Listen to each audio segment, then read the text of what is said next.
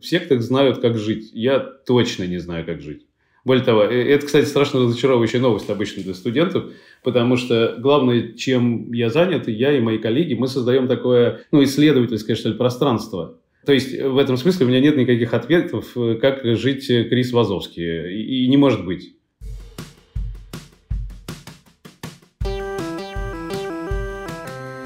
Привет, меня зовут Кристина Вазовский, и это «Провал» – подкаст о ситуациях, в которых что-то пошло не так.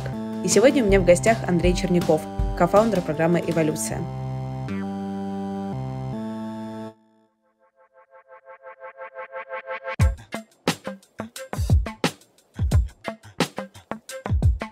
У меня довольно большое комьюнити и аудитория в социальных сетях, и это очень круто. И это помогает реализовывать даже самые сумасшедшие идеи и находить единомышленников примерно на все. Но есть и обратная сторона. Очень часто незнакомые люди думают, что хорошо тебя знают и могут высказывать свои комментарии по поводу моей жизни. И часто эти комментарии сформулированы, мягко говоря, не очень корректно. Основная мысль. К поведению и к потреблению контента в социальных сетях нужно подходить осознанно. Из соцсетей легко извлекать пользу, даже если вы не блогер. Например, сегодня этим принципам максимально соответствует Тенчат. Это деловая соцсеть, сосредоточенная на личности человека и пользе, которую он приносит окружающим, а окружающие – ему. Поэтому в Тенчат не встретишь ботов, политсрач, фейки, спам и прочие диджитал-прелести. Вы знаете, что в этом сезоне «Провала» я активно общаюсь с предпринимателями и людьми, которые сумели построить собственный бизнес или создать какие-то свои уникальные проекты. И в этом наши интересы с Тенчат совпадают. Основная часть аудитории – это активные люди. От владельцев бизнеса до фрилансеров, для которых важно развивать личный бренд и выстраивать мощный рабочий нетворк. Благодаря такой атмосфере здесь легко налаживать деловые и не только связи с кем угодно. Люди примерно в той же степени готовы к общению и знакомству, как на конференциях и ивентах. Много интересных знакомств можно найти в местном Тиндере, который взял и поставил фото на второй план, а опыт интереса человека на первый. Хотя на фото можно заглядеться. Интерфейс у Тенчат интуитивно понятный. 5 томов инструкций для регистрации и начала работы не требуется. Даже лента здесь уважает ваше время и интересы. Пользователи не кормят фастфуд-контентом, лента формируется по запросам. Итак, как это работает? Указывайте в фильтрах ленты, например, психологию и маркетинг. Видите контент на эти темы. Надоело? Переключились на искусство и архитектуру. И наслаждаетесь. Никакого инфошума. Сколько времени можно сэкономить, если не тратить его на неинтересный контент и случайные рекомендации? Тенчат не просто упрощает общение, но и помогает развиваться. И дело даже не в десятке сервисов для карьеры и бизнеса, построенных в приложении. Тенчат – это принципиально новый подход к потреблению контента и позиционированию в соцсетях. Он основан на осознанности, экологичном общении и пользе для общества. Неудивительно, что соцсеть стала самой быстрорастущей в этом непростом году. В описании подкаста будет ссылка на Тенчат. Переходите, смотрите сами и давайте шеять дружно.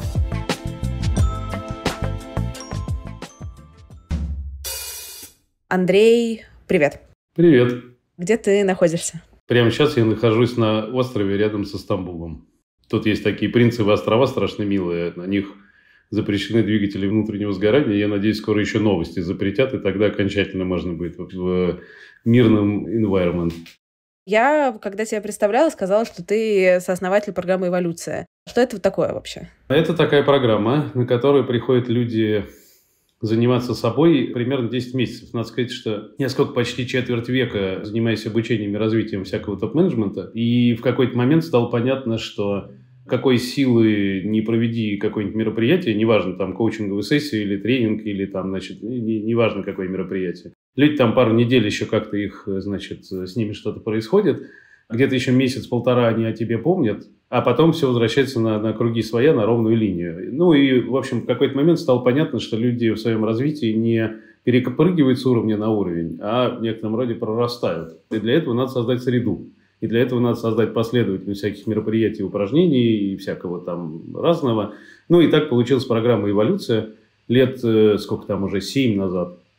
Она была довольно коротенькая, сейчас превратилась аж в программу на 10 месяцев, 6 модулей, толпа консультантов, толпа экспертов, куча там всяких людей. И собственно, это такая программа развития себя. Очень круто. Спасибо за такое интро. Насколько я знаю, из гостей моего замечательного подкаста Ира Казабукина, Коля Кукушкин в числе, так сказать, адептов эволюции, поэтому ссылочку тоже на эти выпуски оставим в описании. Они про эволюцию в том числе, по-моему, говорят в своих выпусках. Когда я готовилась к подкасту, мне было не очень просто, потому что оказалось, что ты не публичный человек. Хотела тебя начать, наверное, с этого и спросить, почему так? Честно говоря, до конца непонятно, зачем быть публичным человеком. Более того, вот если бы мы сейчас не запускали какую-то новую историю, которую никогда доселе не делали, у нас вот буквально через пару недель как раз на этом острове запустится новый поток эволюции. Если до этого мы все время жили в понятной для себя среде, Москва, понятные люди, понятная социальная среда и понятные контакты, то, собственно, единственной причиной, которая вытащила меня как-то из-под камня, это, конечно, история про то, что надо как-то помочь набраться европейскому потоку. В смысле, он уже почти набрался, как-то надо про это немножко поговорить. А в остальном, честно говоря, знаешь, у меня был один приятель, его как-то спрашивали: скажите, пожалуйста, вы такой великий и все такое, а почему вы не пиаритесь, почему вы не выходите в телевизор, там не участвуете? Он говорит: ой, не-не-не, спасибо, мне моего величия хватает. Вот в некотором роде мне как-то тоже, в общем, в основном величия хватает, непонятно, зачем пиаром заниматься. Ты упомянул, что сейчас запускается в эволюции в новом формате, нужно немножко привести в европейский поток людей. Я думаю, что к публичности мы еще вернемся чуть позже, но такой немножко автопный вопрос. А вот за последние 8 месяцев, да, получается уже 8 почти, что вообще с тобой, с твоей жизнью произошло? Я однажды был на такой конференции, где-то там в Сан-Франциско, по-моему, и там выступал один из, довольно веселых духовных учителей, такой Эрхард Толле. И у него есть смешной очень разговор, он иногда разбирает видео, с точки зрения своих всяких подходов. И он говорит: смотрите, в некотором роде любое кино можно описать фразой «что-то пошло не так». Потому что вот в тот момент, как только с человеком что-то идет не так, он немедленно из просто статиста этой жизни становится героем, ему легко сопереживать, на него интересно смотреть, в общем. И удивительно, надо сказать, что мы идем в кино, мы платим деньги для сопереживания этому главному герою, но ровно в тот момент, как только с нами что-то начинает происходить не так, мы, конечно, упираемся всеми 4, конечностями и говорим: не надо, мы не хотели быть героями, оставьте нас в понятном, простом, естественном каком-то состоянии. По понятным причинам вся архитектура в некотором роде жизни поехала уже действительно то ли 7, то ли 8 месяцев в самые разные стороны. В смысле того, что особенно с учетом того, чем я занимаюсь, и, надо сказать, много лет разговоров про отсутствие насилия в отношении других и в отношении себя, они, в общем, конечно, приводят к некоторой оторопи от новостей и от того, что происходит вокруг. И поэтому жизнь, в общем, начала как-то довольно радикально меняться в самые разные стороны. И с точки зрения присутствия в местах, и с точки зрения социального круга, и с точки зрения людей, с которыми мы все это делаем, и с точки зрения, кстати, студентов, которые стали к нам приходить, с точки зрения запросов, которые приносят сейчас клиенты. Мы, сами того не желая, как-то переобулись на территорию прямо радикальных изменений, которые происходят со всеми нами, и с клиентами, и с рынками, и со всем остальным. И ко всему прочему, знаешь, это видно как по маленьким каким-то штукам, в смысле, теперь нормальный вопрос каждый раз: а ты где? И заканчивая тем, что последние лет 10 из-за всей этой диджитализации, из-за ускорения и всего остального, все манифестировали конец времени стратегий. В смысле, больше невозможно сказать: вот через 30 лет мы придем туда. Но сокращение стратегического планирования до месяцев, а у кого-то там до недель, оно тоже, в общем, создает довольно специфическую среду вокруг, потому что все очень неустойчиво. Кому приходишь ты, когда тебе нужно? Во-первых, у меня есть группа, с которой я делаю этот Evolution New. И, надо сказать, это группа не только коллег, но и каких-то близких довольно друзей. Мы регулярно проводим кучу всяких разговоров и поддерживающих друг друга в том числе. Во-вторых, у меня есть жена, кстати. Классно, когда есть жена. Да, и это тоже большая поддержка. Интересно, я думал, пока шел к тебе на разговор про провалы, про то, а что такое провалы? Я уж не знаю, наверняка у тебя кто-нибудь рассуждал по этому поводу. Кажется, мы испытываем наибольшую трудность в тот момент, когда жизнь меняется, а мы с этим не согласны. Она со всех сторон тебе говорит: смотри, дружочек, я поменялась. Теперь все, в другую сторону ездят машины на дорогах, и что там еще? Солнце встает с другой стороны. Ты говоришь: нет, у меня есть моя картина реальности, которая самая правильная, и попрошу остаться всех на своих местах. И в этот момент начинается фейл, сбой и все остальное. И поэтому С одной стороны, напряжения всякого вокруг много, а с другой стороны, вот, что меня точно вытаскивает, любопытства тоже много. Ну, потому что то, что сейчас происходит, невероятно интересно со всех сторон, и с исторической, и с человеческой, и с того, какие там, что обнажается в людях под давлением. Ну, в общем, короче, для моей профессии сейчас, возможно, самое интересное время. Про такое потом в учебниках пишут. Поэтому, кроме того, что это турбулентно, это еще, конечно, невероятно увлекательно все. Да, я, конечно, с этим согласна. Ну, знаешь, если у тебя есть... Я не люблю слово «ресурс», но я не знаю, что я лучше сказать. Если у тебя есть ресурс быть увлеченным сейчас. Это вопрос не ресурса. Я на днях тут с кем-то спорил и очень согласен со своей мыслью. Скромно, зато честно, как говорится. У меня есть такая мысль, что вот этот весь ресурс, он тебе нужен как раз для того, чтобы удерживать несогласие со Вселенной. Ну, то есть, в некотором роде ты попадаешь в непонятную ситуацию, и тебе нужна куча вот этого самого ресурса пресловутого, хотя до конца непонятно, что мы имеем в виду, когда это говорим, для того, чтобы не меняться, и для того, чтобы не адаптироваться. Но ровно в тот момент, как только ты делаешь какое-то переключение и говоришь, так, вот как в примере Столли, начался новый сезон. Вместо того, чтобы пересматривать старый, а посмотрю-ка я теперь новые сюжетные линии. И в этот момент тебе не нужен никакой ресурс. Ну, просто потому, что тебе нечего удерживать, потому что тебе просто интересно, что происходит с тобой, что происходит вокруг, что происходит с людьми. И в этот момент, кстати говоря, о дочерях, то, чему, мне кажется, точно надо учиться прямо у детей. У них еще нет вот этой устойчивой, знаешь, конструкции, которую дико хочется охранять. Ну, при котором, неважно, вот я, кто там, блогер, приличная женщина, значит, и что-то, вдруг все поменялось, и ты такая, не-не, подождите, вот. Нет, ты в этот момент говоришь, неинтересно. У меня другая роль, другая территория, другие какие-то истории. Это же дико прикольно в такое поиграть. Вот. И для этого не нужен ресурс. Ресурс нужен для того, чтобы удерживать то, что пытается развалиться. Если оно пытается развалиться, может дать ему развалиться. Хорошая вещь. Я сама эволюцию не проходила, но это у меня вызывает такое ощущение, что есть какое-то, не знаю, наверное, братство кольца, сестринство кольца, еще что-то, объединение вокруг какой-то организации очень-очень сильное и очень-очень лояльное. И очень-очень про вот мы свои, а есть там еще какой-то другой мир. То есть я это слышу в языке людей, которые про это разговаривают. Но это может быть мое искажение. К нам как-то пришел человек, который тоже считал, что мы секта. Ну и надо сказать, что со всеми людьми, которые приходят на программу, я вначале разговариваю, ну, потому что мне важно, какое-то соответствие, да, потому что приходят люди с какими-то, иногда совсем фантастическими запросами. И вот к нам приходил человек, который хотел попасть в секту. И мне пришлось его дико разочаровывать, в смысле, потому что он хотел попасть как раз в круг каких-то яростных революционеров добра, не знаю, против всего плохого, и вот он уже готов и дедовскую винтовку принес.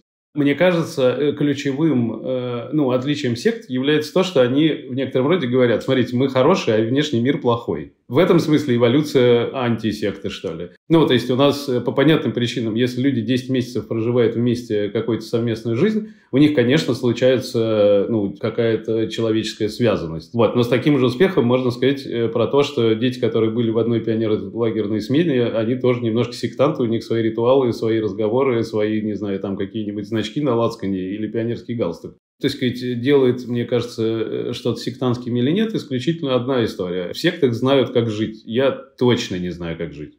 Более того, это, кстати, страшно разочаровывающая новость обычно для студентов, потому что главное, чем я занят, я и мои коллеги, мы создаем такое, исследовательское, что ли, пространство. То есть, в этом смысле у меня нет никаких ответов, как жить Крис Вазовский. И не может быть. Или я сошел с ума и, значит, не знаю, хожу через благой вестью какой-то, непонятно откуда взявшись. Ничего подобного. Главная история, которую мы делаем, мы в состоянии создавать процессы и среду, и задавать вопросы, при которых человек сам думает и сам отвечает на сложные вопросы жизни, бытия, там, не знаю, смысла и всего остального. Но это не мы. У нас нет никаких правильных ответов. И вот это, мне кажется, очень важно.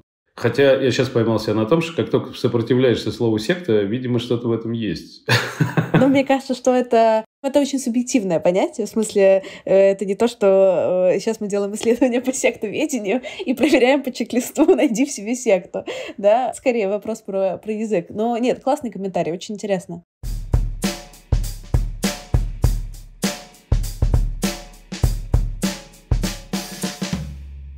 Мы с тобой заговорили про провалы.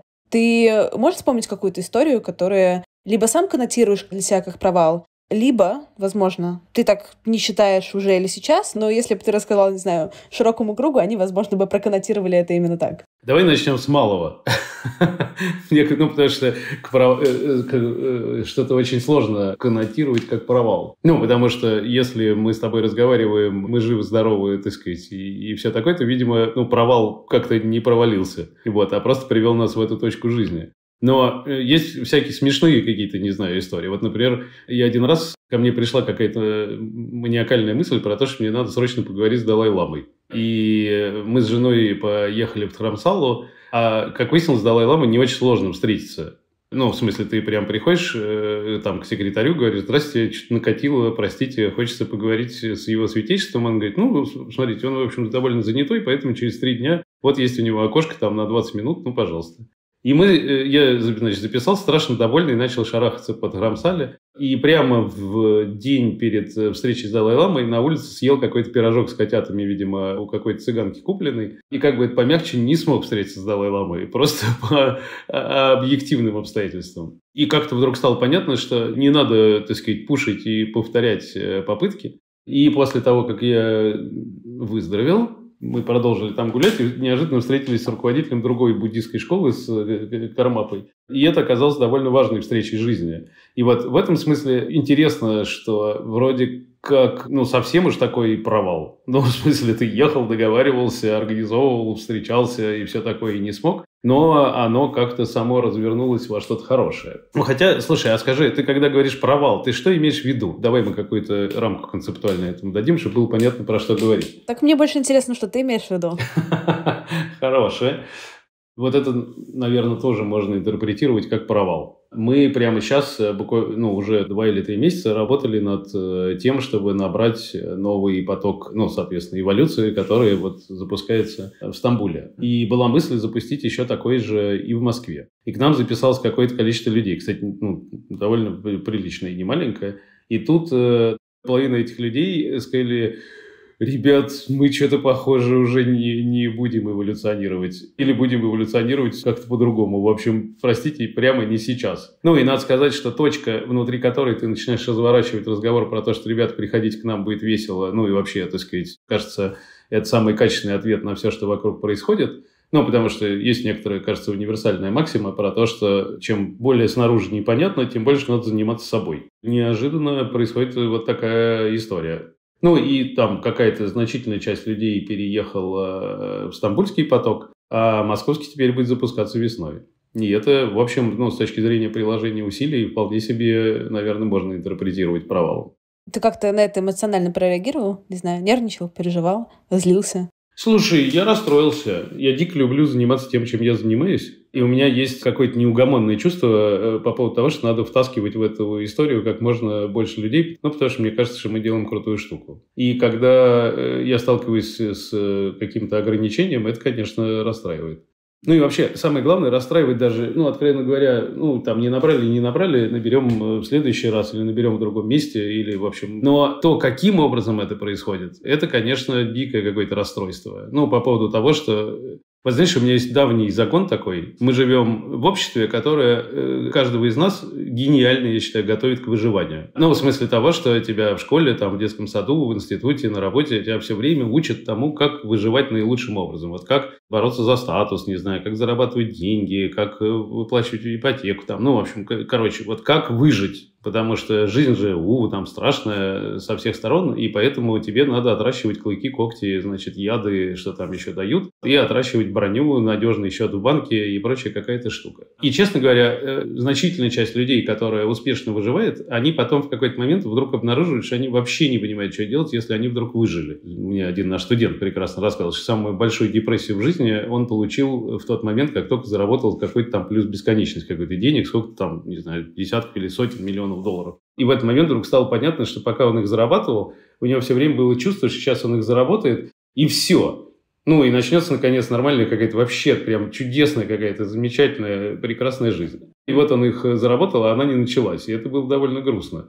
Так вот, то, что происходит прямо сейчас вокруг нас, кажется, будет вот эти все логики, к которым нас так много готовила система воспитания и образования. В этот момент все вдруг так плотненько так собираются и активно начинают снова играть в выживание. В смысле, и кто-то отлично бежит, кто-то отлично дерется, кто-то отлично там что-то, не знаю, прячется. И это, с одной стороны, дает очень большой событийный какой-то ряд к вопросу про героев приключений. А с другой стороны, конечно, вытаскивает людей в какие-то пространства, при которых они себя начинают забывать. Ну, потому что, понимаешь, если на тебя бежит люди с дубьем, то в этот момент тебе не до тонких и глубоких чувств. Тебе, конечно, надо наилучшим образом прятаться в кустах можжевельника и выглядывать оттуда, значит, хорошо ли ты спряталась. Поэтому внешний какой-то напряженный фон, он, конечно, сильно влияет. Я сейчас решила сделать трипы на яхте. Ну, я капитанка, решила позвать не только друзей в первый раз, а еще кого-то. И из-за мобилизации у меня отвалилось какое-то количество людей прямо в момент. Удивительно, что это все окей, я понимаю обстоятельства, но для многих людей там не было никаких обстоятельств. Ну, в смысле, не было никаких фактических ничего, что могло бы помешать им поехать на самом деле. Это скорее вопрос про то, что, типа, они дали себе какое-то разрешение, а потом какое-то разрешение себе забрали. Видишь ли ты на примере с эволюцией то же самое, что у людей не то, что у них закончились деньги или поменялись сильно планы на жизнь, но при этом почему-то они решили как бы не присоединяться? Да, ну, слушай, такое тоже есть. Но здесь есть важный, мне кажется, аспект. Вот знаешь, я как-то разговаривал с одной из учениц Оша, был такой дядька довольно популярный, и она мне рассказала про его мысль, которая, кажется, повторяет вот этот тезис про выживание и жизнь. У него есть красивая, мне кажется, метафора про то, что есть люди, которые узнают о смерти. И после этого начинают жить ради смерти. Ну, в смысле того, что они ведут здоровый образ жизни, чтобы оттянуть у смерти там еще годочек. Они, не знаю, там делают счет в банке, потому что если у тебя нет запасов, то как же к тебе придет смерть? Значит, они, не знаю, там строят надежные дома, потому что они будут слабые, и надо из-за стен выглядывать. Ну и так далее. Ну, то есть ты занимаешься все время укреплением и, как следствием, постоянной игрой с тем, чтобы со мной ничего не случилось. И оппозиция этому, ну, он как мужчина, видимо, поэтичный, он придумал такую штуку, что вот когда ты, например, влюблена сильно, и в начале самом, вот не когда вы уже, так сказать, вот, то тебе, честно говоря, глубоко наплевать, будет ли у вас общий пенсионный план, хватит ли у вас денег на ипотеку и все остальное. Потому что, честно говоря, в этом моменте тебе наплевать. Все, чего ты хочешь обниматься, ты хочешь быть вместе, ты хочешь там как-то радоваться жизни. И вот в это фаустовское «остановись мгновение, ты прекрасна» тебя вполне устраивает. В этом смысле тебя вообще не интересует будущее, потому что, ну, наступит оно когда-нибудь или не наступит. Короче, это не важно, потому что роскошь, как бы, восторг и чудо момента, который происходит сейчас, для тебя гораздо важнее, чем какие-то там планы на будущее. И в этом смысле вот это, мне кажется, довольно любопытная дихотомия, при которой в момент страха, в момент трудностей, в момент опасности и всего остального ты вдруг вспоминаешь о собственной, не знаю, там, смертности, уязвимости и обо всем остальном, и начинаешь дико беспокоиться о будущем, ну, в некотором роде отвергая все возможности настоящего во имя какой-то возможной безопасности. Я не призываю нисколько там, значит, брать кредиты с веселым гиканьем, значит, плыть на яхтах в Монако. Но если вы решитесь, ссылка в описании. Окей, неожиданная нативочка. Вот. Но, честно говоря, слышать в некотором роде тот голос, который, ну, говорит тебе, сейчас вообще надо сократиться везде, надо сжаться, надо поберечься, надо, так сказать, все ресурсы как-то собрать, аккумулировать и не пущать, этот голос может оказаться, во-первых, довольно обманчивым, ну, во-вторых, сильно уродующим жизнь. По единственной причине, потому что, да, у тебя останется какой-то ресурс, возможно, а может и нет, кстати. Но ты в некотором роде попыткой хоть как-то поуправлять рисками будущего, ты, конечно, расплачиваешься настоящим. Это довольно грустно. Как только я пришла, к сожалению, еще не ушла. Какая у тебя была вот эта вот первая стратегия поведения, выживания? Слушай, у меня есть специфика деятельности, поэтому первое, я, конечно, начал спрашивать людей, они вообще как. Но, надо сказать, это постоянно работающая штука, ну, в смысле того, что, не знаю, там, сейчас уже довольно забытое событие, но вот 2,5 или там 3 года назад началась пандемия, которая вызвала очень близкие по своей окраске у людей чувства. Ну, потому что, значит, все страшно, границы закрыты, бизнесы закрываются, люди умирают. И, надо сказать, вот сейчас из 2022 года все это выглядит скорее милым, ну, по сравнению с тем, где мы живем. Но так как в 2020 год люди ввалились из довольно, в общем, приятного 19-го, то по понятным причинам надо было делать то же самое, что и сейчас. Надо было собирать людей, спрашивать, на что они опираются, что является фактом, а что является интерпретацией. И это важно, потому что в некотором роде, вот знаешь, как новостная журналистика, она же по большому счету живет от теракта до теракта. Ну, в смысле, аудитория, потому что всплеск интереса и все такое. И из-за этого, куда бы ты ни зашла, и в 2020 году, и в этом году, ты везде натыкаешься на сообщения невозможной силы. Ну, в смысле, там сигнал невероятной силы, чтобы тебя точно пробрало до печенок, и там обязательно должно быть, ну, какое-то задевающее желательно все виды чувств сообщение. Надо сказать, что в зоне такого напряжения и такого раздражения как бы всех сигналов людям вообще жить трудно. Мы точно знаем, никто бы, кажется, не хотел жить в каком-нибудь, не знаю, там, бэд-трипе. Вот в некотором роде та новостная повестка, которая сейчас есть, причем со всех сторон, там нет в этом смысле хорошей стороны, это дикий какой-то бэд-трип, при котором со всех сторон на тебя несется огромное сообщение, огромное раздражение, что-то, что должно вызвать у тебя эмоциональный какой-то там, значит, отклик. И в этот момент чуть-чуть взять людей и сказать, просто выдохни, просто почувствуй, ты там как вообще, почувствуй, что ты на кресле сидишь, а не летишь, значит, в бомбардировщике над мирным городом. Вернись просто в тот момент, где ты сейчас находишься. Потому что иначе все вот это разворачивающееся в твоем сознании, все катастрофы, жертвы, люди и все остальное, они растаскивают тебя так, что у тебя даже организм не понимает, что делать. Ну, потому что он весь улетел вот в это вот. Это не повод не испытывать эмпатии по отношению к людям, это не повод не переживать по поводу там ценностей и всего остального, но это повод не раствориться в этой боли целиком. Ну, потому что ничего хорошего ты от этого не сделаешь, а разрушение лично для себя ты, конечно, создашь огромное количество. И вот это самое важное, чем в моменты пиков, ну, кажется, я занимаюсь. Я вот собираю людей поговорить про такое и как-то дать какую-то почву под ногами. И это, ко всему прочему, конечно, и меня самого заземляет. Ну, потому что я же тоже не святой какой-нибудь персонаж. И, естественно, в тот момент, как только я встречаюсь с разного рода новостями, меня тоже растаскивает, как любого человека. Какие-то человеческие реакции, ну, типа, там, не знаю, знакомых, незнакомых, тебя удивили за последнее время? Да. Мы тут позавчера буквально на острове сидели, тут пролетал один знакомый психотерапевт, и мы с ним, значит, разговаривали про то, а каким образом разворачивается картина психопатии при внешних, ну, сложных обстоятельствах. И удивительно, что, ну, как ты знаешь, вот есть вот эта ложная цитата Ганушкина, которая ходила по всяким соцсетям, да, про то, что параноики придумали оборонные нападения, да, шизофреники придумали науку и искусство, там, не знаю, люди с обсессивно-компульсивным расстройством придумали порядок и организацию хранения, значит, всего на планете, и только нормальные люди в истории не запомнились ничем. Ну, такая ходила шутка. Но, как в каждой шутке есть доля шутки, в некотором роде у каждого из нас есть какой-то набор там акцентуации или какой-то склонности к чему-нибудь. И при внешнем сильном давлении они, конечно же, начинают, в общем, проявляться и проявляться сильно. Сейчас прям видно по многим людям, каким образом это начинает проявляться. Ну, в смысле того, что они продолжают быть собой, но просто они начинают быть собой в крайней степени. Если кто-то, например, просто имел некоторую склонность, там, не знаю, к контролю, к обидчивости, что там еще параноидальную акцентуацию характеризует, ну вот и ко всем этим размышлениям по поводу обороны, нападения и всего остального, то в этот момент они становятся невероятно обидчивыми, невероятно контролирующими, невероятно разделяющими там людей на своих и чужих и прочие какие-то штуки. Да? Есть какие-нибудь люди, не знаю, там шизоидные акцентуации, у которых и так контакт с миром не очень много фантазийной части. А здесь уж совсем, ну, так сказать, какое-то невозможное служение каким-нибудь сверхидеям наступает. Ну, то есть, оглядываясь вокруг, все время видишь углубление, усиление каких-то человеческих свойств. Для нашей деятельности сейчас дико интересное время.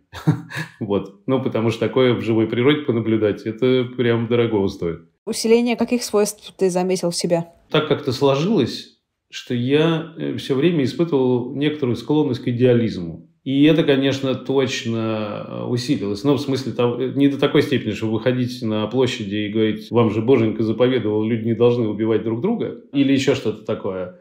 Но некоторый идеалистический майндсет во мне точно усилился. И надо сказать, вот к вопросу про то, что любой провал – это несогласие с изменившимися обстоятельствами и попытка сохранить себя прежним, то это, конечно, приводит к разным несуразицам. В смысле того, что, как тебе сказать, есть, например, какое-то количество людей, которые в нынешней мутной воде начинают решать дико утилитарные задачи. Потому что сейчас вообще-то можно, не знаю, там, заработать денег на помощи беженцам, продать кому-нибудь что-нибудь ненужное и потом за это не расплатиться, потому что уже не будет того, кто придет с вопросом. В общем, есть много мутной воды и много каких-то очень рациональных, функциональных интересов, которые некоторые люди там пробуют реализовывать. И в этот момент я в какой-то момент обнаружил себя, практически гневно осуждающим, значит, и взывающим к совести, и к морали, и к этике, разговаривающим про то, что так нельзя, но в какой-то момент, так сказать, наблюдаешь за тем, что ничего себе, что из меня говорит. Интересно. Ты можешь помнить какой-то более такой конкретный кейс иллюстрации? Нет, слушай, при моей профессии по понятным причинам я оперирую очень общими вещами. Знаешь, я вот еще какую штуку хотел сказать. В эволюции мы практикуем такую штуку, называется вертикальное развитие. Наверняка ты слышала, значит, это некоторая эволюционно заложенная в нас последовательность развития личности. Она привязана, не только к возрасту, есть прохождение разных стадий. И вот не так давно одна из основательниц этого жанра, Сьюзан Кугройтер, она довольно забавно говорит, что вот к ней приходят люди и говорят: я правильно понимаю, что когда я дорасту неважно, до какой-нибудь поздней стадии зрелости, то я не буду испытывать боли, я преодолею травму нарциссизма, и будет у меня замечательная жизнь. Она говорит: это, конечно же, не так, но чем характерны всякие поздние стадии развития? Тем, что вы испытываете не только боль. Чем менее зрелая личность, тем больше ее захватывает какой-то сигнал, который происходит. В смысле, не знаю, тебя обидели, и тебе обидно всей. Ты не можешь наблюдать за тем, что с тобой происходит. Ты не можешь в этот момент видеть часть, которая страдает, и при этом иметь часть, которая в состоянии наблюдать за этим и не включаться. Нет, тебя охватывает обида всю. Нет никакой части, в которой можно укрыться от этого. Какой-то навык обнаружения того, а что там, не знаю, со мной происходит, он, конечно, позволяет в смутные времена, в общем, не отдаваться целиком какому-то импульсу, который есть. Такая вот антикризисная стратегия.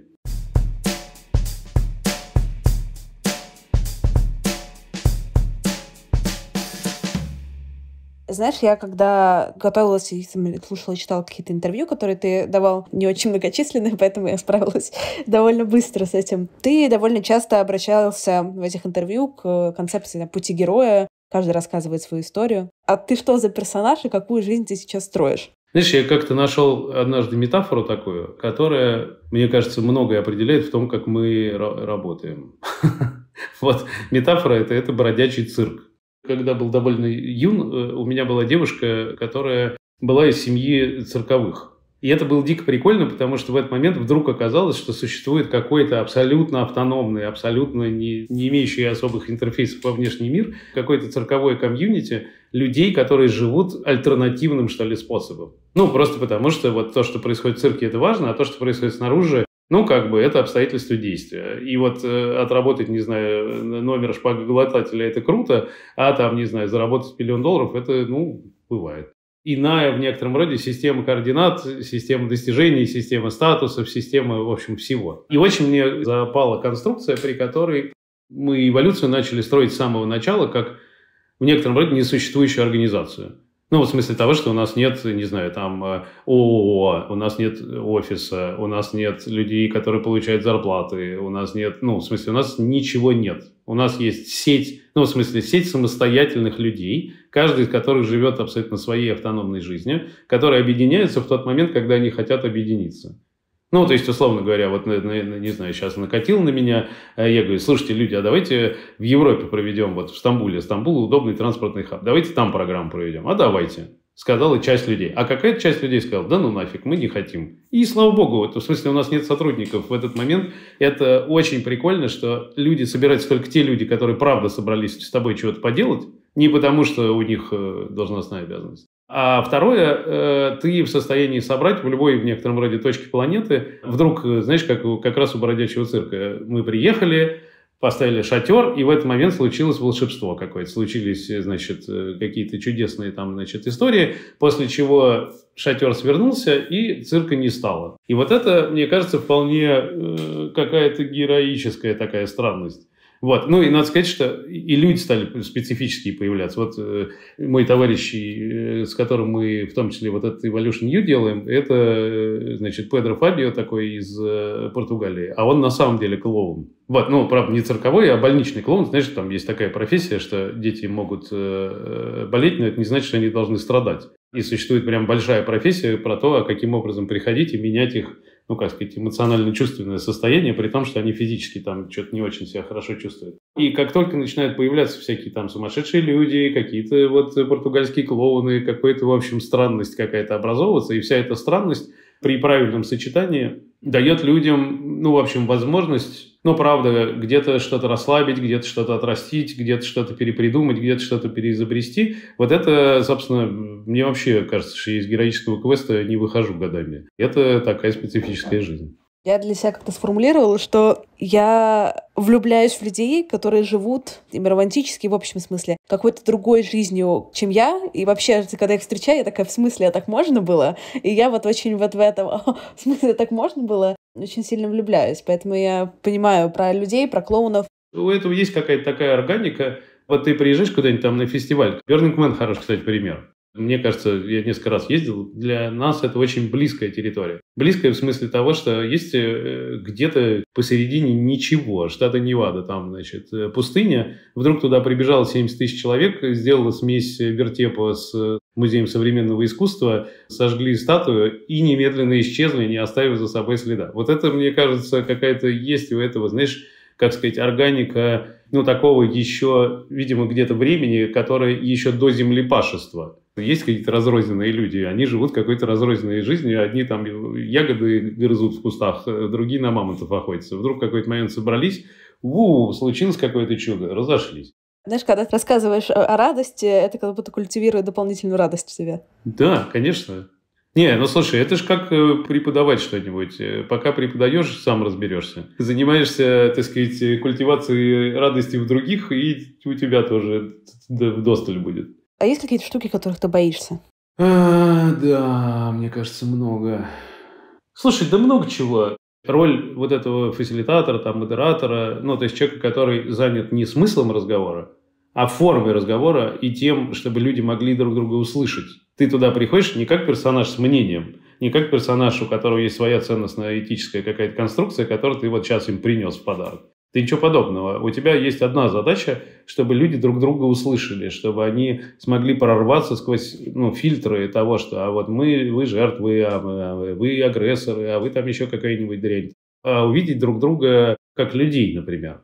Но пока что во мне в некотором роде сигнал такая, что я дико боюсь вот этой как раз идеалистической части, которая будет стремиться что-нибудь проповедовать людям. А так нельзя. Потому что у всех этих людей есть какая-то своя правда.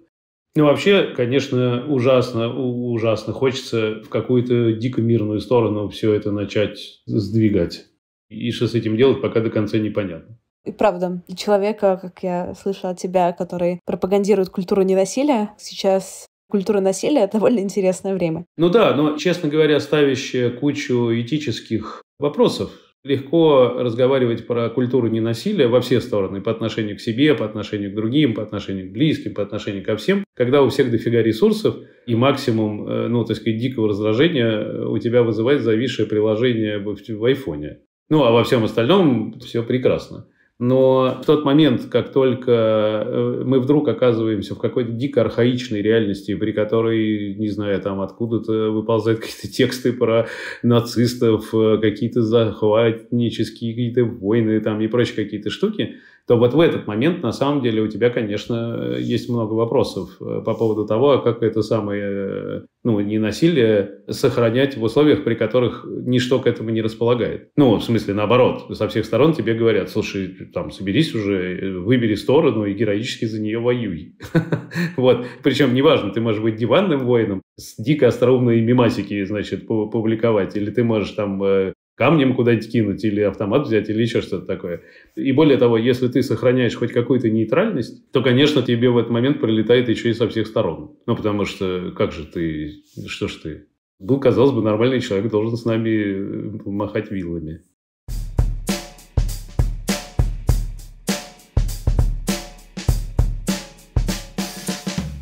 Есть ли у тебя какая-то, не знаю, мысль, история, притча, которой бы ты хотел поделиться в конце? У меня есть вот одна мысль. Как это ни странно, в обстоятельствах, в которых мы сейчас все находимся, есть дикое искушение считать, что жизнь на паузе. Ну, в смысле, что нормальная жизнь была когда-то, и обязательно когда-нибудь наступит еще нормальная жизнь. А вот сейчас это как бы не жизнь, это такой промежуточный такой этап. И поэтому и относиться к нему можно только как к промежуточному этапу, в смысле вообще. Но кажется, это она и есть. В смысле того, что наши представления о том, что все должно быть вот так, как было, или наши мысли о том, что вот то, как будет, это обязательно будет так, как было, просто пережившие вот это, они, возвращаясь к теме твоего подкаста, и приводят нас к провалу. Но в смысле того, что вот то, как есть сейчас, оно есть. С этим ничего не поделаешь, как бы ты ни был с этим согласен или не согласен. И вот иметь вот это самое и любопытство, и игривость, и включенность, и интерес к тому, а как оно происходит прямо сейчас, кажется, самая жизнетворящая какая-то штука, которая может с нами произойти.